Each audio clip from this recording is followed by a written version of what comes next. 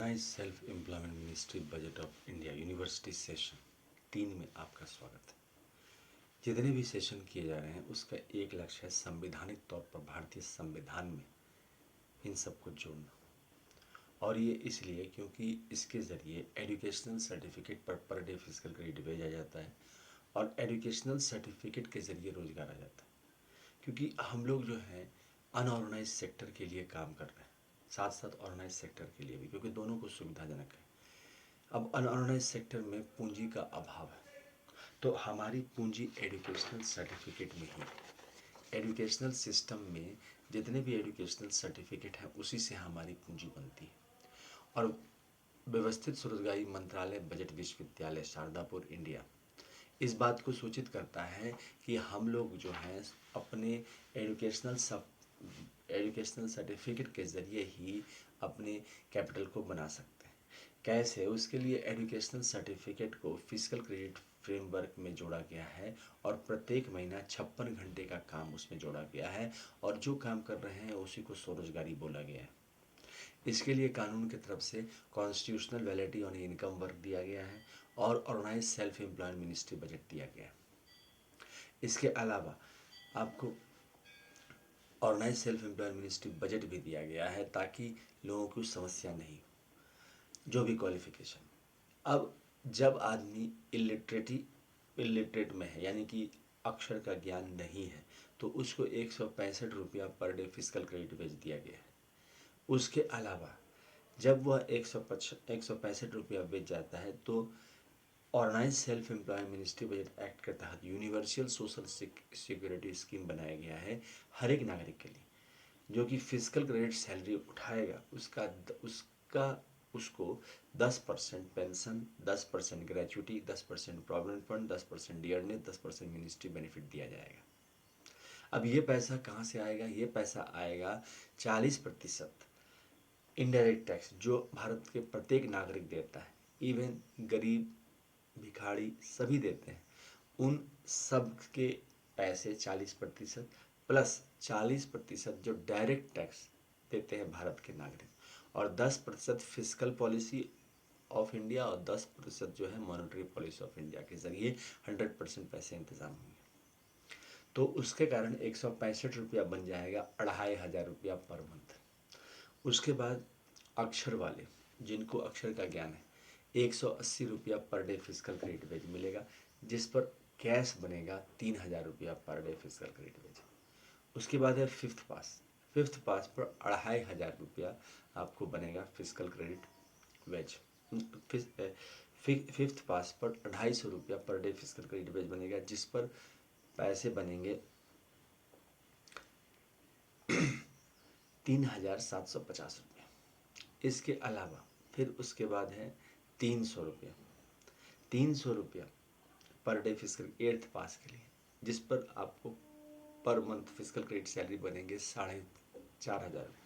ये physical credit salary दो रूप में बनते हैं। एक तो जो आपका काम है उसको आपने स्वरोजगार रूप में ले लिया, 100 है 100 काम 100 मत 100 आस्था 100 शिक्षा प्रमाण पत्र, और दूसरा आपने उस पर जो है सो आपने उसको ये कर दिया कि आपका जो काम है उसको समेट कर हम लोगों ने उसको मंत्रालय में 56 घंटे में परिवर्तित कर दिया, 56 आवर्स 7 डेज वर्क में परिवर्तित कर दिया और 8-8 घंटा से निकाल दिया और उसको आपको दे दिया। क्योंकि हम जो काम प्रोवाइड करते हैं वो according to age and qualification है। एक ब्रांच में 365 सदस्य होते हैं और उस ब्रांच में हर एक एज के हिसाब से काम दिया जाता है, और इस प्रकार से व्यवस्थित स्वरोजगारी मंत्रालय बजट काम करती है। इसके अलावा जब 10th पास होने के बाद कोई काम करने आता है तो 375 रुपया per day physical credit veg होता है। 375 रुपया per day physical credit veg का मतलब हुआ 5500 रुपया पर मंथ इन कैश आपको मिला। जब आप इंटर पास यानी कि इंटरमीडिएट पास करके काम करते हैं तो आपको 430 रुपया per day physical credit veg मिलता है। तो 430 रुपया per day physical credit veg का मतलब हुआ कि 6500 रुपया पर डे फिजिकल क्रेडिट आप per day per month cash मिला आपको। फिर उसके बाद 500 रुपया पर डे ग्रेजुएशन के लिए, ग्रेजुएशन में आपको 500 रुपया पर डे मिलेगा फिजिकल क्रेडिट वेज, जिस पर आपको कैश मिलेगा 7500 रुपया। काम आपका महीने का 56 घंटे का हुआ और इसमें अनंत आबादी समा जाती है, क्योंकि एक ब्रांच में हम लोगों ने व्यवस्थित स्वरोजगारी मंत्रालय बजट एक्ट के तहत कानून बनाया है कि सिर्फ 365 सदस्य रहेंगे, और अगर वो लीप ईयर हुआ 366 दिन वाला ईयर, तो 366 सदस्य उसके रहेंगे, जो कि यादगार रहेगा जब भी ब्रांच में कि 366 सदस्य इसमें क्यों, तो ये लीप ईयर में ये ब्रांच खुला था। इस प्रकार से इसको जो है हम लोग आगे बढ़ाते हैं। इसके बाद है पोस्ट ग्रेजुएट। पोस्ट ग्रेजुएट के लिए 560 रुपया per day physical credit veg दिया गया है, जिसका मतलब हुआ कि आपको 8,500 रुपया पर मंथ कैश मिला। अब हम लोगों ने इसमें आपको सोशल सिक्योरिटी स्कीम इधर से भी जोड़ा है। आपके पैसे को दो भागों में बांटा गया है, एक जो है एकदम कैश इमीडिएट कैश मिल गया, और दूसरा आपके पैसे को pension, gratuity, provident fund, dearness allowance में भी जोड़ा है, क्योंकि money begets money, administration begets administration. तो आपको प्रशासन से ही प्रशासन में और आगे के फंड में आपको पैसे की प्रॉब्लम ना आए, क्योंकि हम लोग बेसिकली आर्थिक आज़ादी प्रोवाइड करते हैं। राजनीतिक आज़ादी आपके पास है, इलेक्शन कमीशन ऑफ इंडिया है, और आपके पास वोटर आइडेंटिटी कार्ड है, मगर जो नहीं है आपके पास वो है सरकारी नौकरी, स्वरोजगारी सरकारी नौकरी। क्योंकि सरकारी नौकरी तो मुश्किल है, क्योंकि जो कानून बना हुआ है उसके हिसाब से कम्पिटिटिव एग्जामिनेशन के ज़रिए ही हो सकता है। अब उसमें आपकी किस्मत रही तो बहुत बढ़िया। हम लोगों ने इसी चीज़ को स्वरोजगार के रूप में लिया। आप पूजा कर रहे हैं, पाठ कर रहे हैं, घर में हैं, सोए हुए हैं, हर तरह से आपके पास 1 महीना का समय है, उसमें 56 घंटा के आपके काम अकॉर्डिंग टू आपके एज और आपके काम के मुताबिक दिया जा रहा है। ये भी नहीं है कि आपको काम जो है सो अलग टाइप का दिया जाए। इसके बाद है एमफिल। एमफिल के लिए जो है 620 रुपया दिया जा रहा है, और एमफिल के लिए 620 रुपया देने का मतलब है कि आपको 9,500 रुपया प्रति माह इन कैश दिया जाएगा। उसके बाद है डिलेट। डिलेट का मतलब हुआ कि 10,500, मतलब कि आपको दिया जाएगा 680 रुपया पर डे, जिस पर आपको मिलेगा 10,500 रुपया पर मंथ इन कैश, और उस पर आपको 56 घंटे का काम मिला, उसको करने के बाद आप फ्री हैं। इसके अलावा आपका पीएचडी करने के बाद आपका जो कैश है, मतलब फिजिकल क्रेडिट वेज में जो व्यवस्थित स्वरोजगारी मंत्रालय बजट देती है और जो यूनिवर्सिटी प्रमोट करती है OSMBA यूनिवर्सिटी, वो है 750 रुपया, जिस पर आपको मिलेगा 11,500 रुपया कैश, 11,500 कैश। अच्छा, इसके बाद है व्यवस्थित स्वरोजगारी मंत्रालय बजट यूनिवर्सिटी का काम। आप पढ़ाई कंटिन्यू करेंगे और काम भी कंटिन्यू करेंगे, क्योंकि हमारी जो यूनिवर्सिटी है व्यवस्थित स्वरोजगारी मंत्रालय budget university Shardapur, Lohna road, Darbhanga, Bihar, India, pin code 847 according to age और क्वालिफिकेशन भी एग्ज़ाम लेती है। मतलब कि आपको ऐसा नहीं लगेगा, आपसे पूछा जाएगा कि आप साथ एग्ज़ाम देना चाहते हैं या अलग अलग। एग्ज़ाम का डेट एक ही होगा, मगर अलग अलग सीटिंग अरेंजमेंट किए जाते हैं, ताकि जो है अगर कोई 50 वर्ष का व्यक्ति हो और वो 7वां MA कर रहा है, तो जो पहला वाला MA कर रहा है उसके साथ उसका एक साथ ना बैठे, क्योंकि सीनियरिटी लेवल में बहुत ऊपर ये चीज़ का बात का ध्यान रखा जाता है, क्योंकि हमारे यहाँ इस चीज़ की प्रथा है। मतलब वैसे भी सभ्यता से सुधर रहा है और इसी चीज़ को वो विचारों में लाता है। तो इसी चीज़ को लेकर जो है सो इसमें है कि 10 MA डिग्री या 10 PhD डिग्री या 10 MPhil डिग्री या 10 DLA डिग्री या 10 BA डिग्री, क्योंकि हर प्रकार की डिग्रियां हैं। अब आपको उसको प्राप्त करना है, प्लस सिलेबस में 56 घंटे का काम रहता है। उस 56 घंटे का काम व्यवस्थित स्वरोजगारी मंत्रालय बजट से आ जाता है इसमें, क्योंकि हम लोग chief educational certificate of India बनाते हैं जिस प्रकार से, और जो भी जैसा प्राइवेट सेक्टर और गवर्नमेंट सेक्टर डीम यूनिवर्सिटी है, हमने वैसा ही सिस्टम रखा है। साथ साथ हमने ये भी रखा है कि आपका जो यूनिवर्सिटी लेवल है वैसा ही रहेगा। अंतर सिर्फ इतना है कि आपके कवरिंग मिल जाती है, माता पिता कवरिंग, क्योंकि अमितेश्वर वाद को जो आशीर्वाद मिला हुआ है वह है 6 राष्ट्रपति भवन हिंदू से।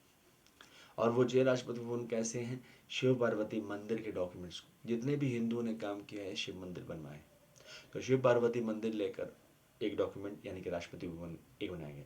जितने भी विष्णु भक्त हैं, राम भक्त हैं, कृष्ण, सब ने मंदिर बनवाया, उन मंदिरों के दस्तावेज को लेकर राष्ट्रपति भवन नंबर 2 बनाया गया है।